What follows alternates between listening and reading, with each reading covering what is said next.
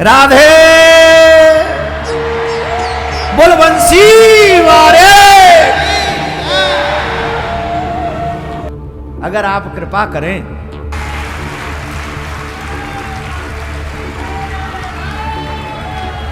आपने कहा है तो उसको भी पूरा करेंगे, किसी तरह से चिंता करने की जरूरत नहीं है। नमस्कार, मेरा नाम है भारती बघेल और आप देख रहे हैं न्यूज वॉच इंडिया का खास कार्यक्रम आज का बड़ा सवाल। आज की ये खास पेशकश बहुत महत्वपूर्ण है समाज के लिए। ऐसा हम इसलिए कह रहे हैं क्योंकि एक कथावाचक ने एक बार फिर ये बता दिया है कि अगर वो सोचना शुरू करता है तो उसमें सबसे पहले भलाई समाज की होती है। जी हाँ, आपने बिल्कुल सही सुना है।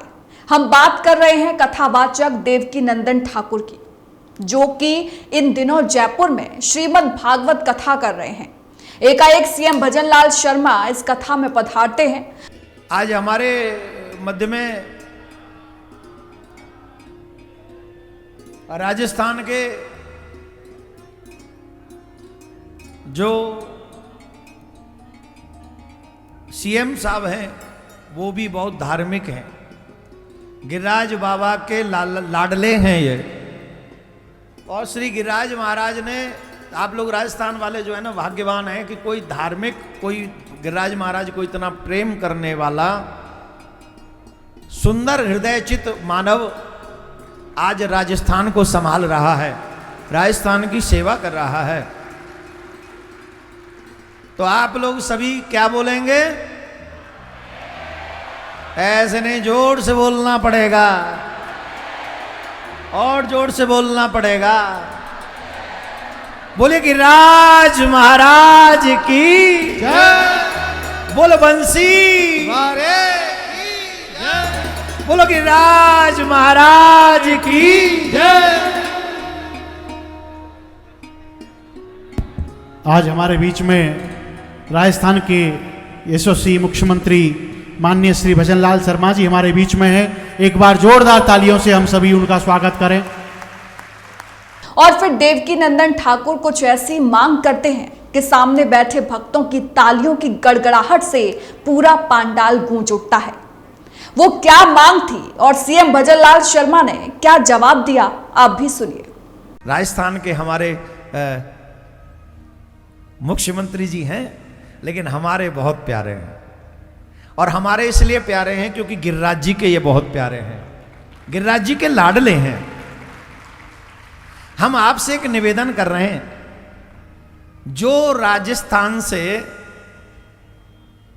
रोड ब्रिज में प्रवेश करते हैं, अगर आप कृपा करें तो उनको शराब मुक्त, मांस मुक्त उन रोडों को कर दें जो ब्रिज में प्रवेश राजस्थान से होते हैं।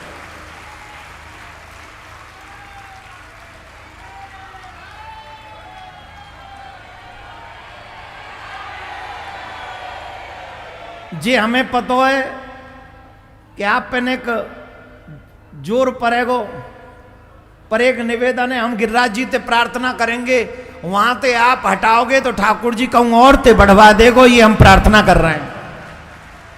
आपने जो मेरे को आदेश दिया है निश्चित रूप से उसको भी मैं, आपने कहा है तो उसको भी पूरा करेंगे, किसी तरह से चिंता करने की जरूरत नहीं है।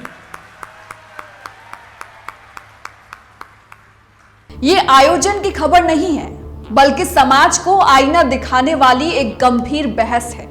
ये कोई साधारण धार्मिक संदेश नहीं था, बल्कि नशे के खिलाफ सीधा प्रहार और समाज के कल्याण से जुड़ी सीधी मांग थी। यथा राजा तथा प्रजा जैसी बातों को कहकर देवकीनंदन ने आज के परिदृश्य में समझाने की कोशिश की है कि जैसा राजा होगा वैसी प्रजा होगी।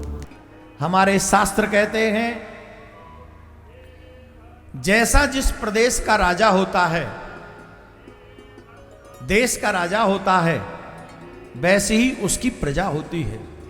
यानी साफ है कि सीएम के हाथों में राज्य का कल्याण होता है। जैसे ही सीएम मंच के पास आए, कथावाचक देवकीनंदन ठाकुर ने मौका देखकर उस मुद्दे को उठाया जिसे अक्सर मंचों पर छूने से भी लोग कतराते हैं, नशा और नशे से बर्बाद होता समाज। देवकीनंदन ठाकुर ने बेहद स्पष्ट शब्दों में कहा कि नशा सिर्फ एक व्यक्ति को नहीं बल्कि पूरे परिवार, पूरे समाज और आने वाली पीढ़ियों को तबाह कर देता है। उन्होंने कहा कि आज युवा नशे की गिरफ्त में तेजी से फंस रहा है। शराब, ड्रग्स और अन्य नशीले पदार्थों ने घर घर में दुख, अपराध और हिंसा को जन्म दिया है। यह केवल नैतिक पतन नहीं बल्कि सामाजिक आपातकाल जैसी स्थिति है। यहीं से कथावाचक की वह मांग सामने आई जिसमें देवकीनंदन ठाकुर ने मुख्यमंत्री से आग्रह किया कि राज्य में नशे के खिलाफ कठोर कानून, सख्त कार्रवाई और व्यापक जनजागरण अभियान चलाया जाए। उन्होंने साफ साफ कहा कि जो राजस्थान से रोड ब्रज में प्रवेश करते हैं, अगर आप कृपा करें तो उन रोडों को शराब मुक्त कर दें। एक कथावाचक का ये आग्रह, ये प्रार्थना लोगों के दिलों को छू गई। यहां गौर करने वाली बात यह है कि कथावाचक देवकीनंदन ठाकुर ने नशेबाजों का महिमा मंडन नहीं किया बल्कि नशे की आदत पर करारा हमला बोला। उन्होंने साफ कहा कि नशा कोई फैशन या मजबूरी नहीं बल्कि एक बीमारी और अपराध की ओर पहला कदम है। जब कथावाचक ने यह कहा कि अगर आज हमने नशे पर लगाम नहीं लगाई तो कल हमारे संस्कार, हमारी संस्कृति और हमारा भविष्य सब नशे में डूब जाएगा, तभी पूरा पंडाल तालियों से गूंज उठा। वहीं सीएम ने मंच से आश्वासन दिया कि राजस्थान सरकार नशे के खिलाफ जीरो टॉलरेंस की नीति पर काम कर रही है। उन्होंने कहा कि नशे के कारोबार में शामिल लोगों पर सख्त कार्रवाई की जा रही है और आगे भी इसमें कोई ढील नहीं दी जाएगी। साथ ही उन्होंने समाज के हर वर्ग से अपील की कि सरकार के साथ मिलकर नशे के खिलाफ इस लड़ाई में भागीदार बने। यह सिर्फ एक धार्मिक मंच का दृश्य नहीं था बल्कि सत्ता और समाज के बीच सीधा संवाद था। एक कथावाचक जो कथा के साथ साथ समाज की सड़ांध पर वार कर रहा था और एक मुख्यमंत्री जो उस चुनौती को स्वीकार करता नजर आया। आज का बड़ा सवाल यही है, क्या नशे के खिलाफ यह आवाज सिर्फ तालियों तक सीमित रह जाएगी या सच में जमीन पर बदलाव आएगा? क्या समाज भी उतनी ही मजबूती से नशेबाजों और नशे के कारोबारियों के खिलाफ खड़ा होगा जितनी मजबूती से तालियां बजी थी? क्योंकि अगर आज भी हम चुप रहे तो कल सवाल सिर्फ नशे का नहीं होगा, सवाल हमारे बच्चों के भविष्य का होगा, यानी कल की पीढ़ी का होगा। वहीं आप हमें अपनी राय कमेंट बॉक्स में जरूर दें और साथ ही साथ आपको ये वीडियो कैसी लगी वो भी बताएं और वीडियो को शेयर जरूर करें ताकि आपका अपार स्नेह न्यूज वॉच इंडिया की टीम पर बना रहे। यह आपका ही प्यार है कि हम 1 मिलियन सब्सक्राइबर्स को क्रॉस करके 18 करोड़ व्यूज पार कर चुके हैं। आशा है आपका ये प्यार यूं ही बना रहेगा और देश दुनिया से जुड़ी बड़ी खबरें हम पूरे फैक्ट्स के साथ सबसे पहले आपके पास लाते रहेंगे। नमस्कार।